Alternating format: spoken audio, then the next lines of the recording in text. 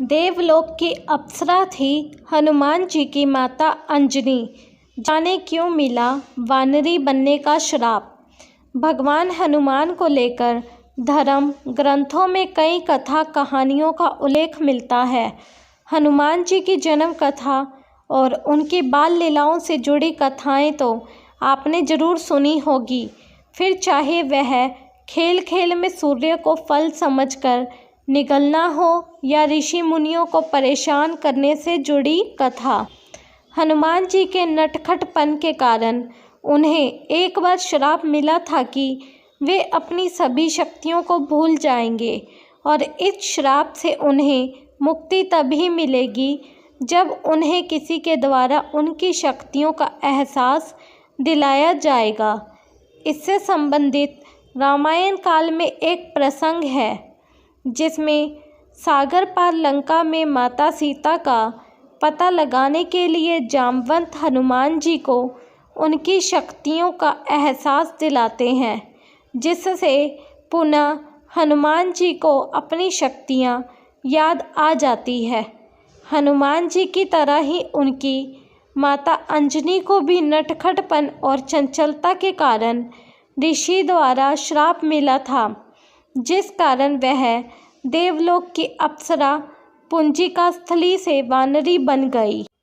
पुंजिकास्थला ने ऋषि से अपनी भूल की क्षमा मांगी, जिससे ऋषि का हृदय पिघल गया। ऋषि अपना श्राप वापस नहीं ले सकते थे, लेकिन उन्होंने अपने श्राप में कुछ जोड़ते हुए कहा कि तुम्हारा वानरी रूप में भी अत्यंत तेजस्वी और आकर्षक होगा। इसके साथ ही ऋषि ने उन्हें एक तेजस्वी पुत्र प्राप्त होने का आशीर्वाद भी दिया, जिसके यश और कीर्ति के कारण पुंजिकास्थला यानी माता अंजनी का नाम युगों युगों तक जाना जाएगा। ऋषि के श्राप के कारण ही अंजनी को वानरराज केसरी से प्रेम हुआ और ऋषि के आशीर्वाद से ही उन्हें शिवजी के अंश के रूप में वीर हनुमान जी जैसे पुत्र रत्न की प्राप्ति हुई।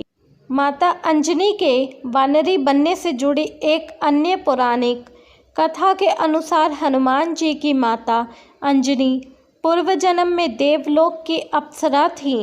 उनका नाम पुंजिकास्थली था।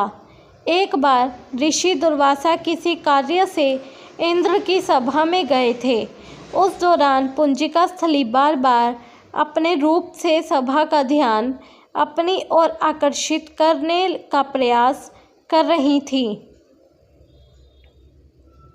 इसी कारण ऋषि दुर्वासा का क्रोध आ गया और उन्होंने पुंजिकास्थली को अगले जन्म में वानरी बनने का श्राप दे दिया।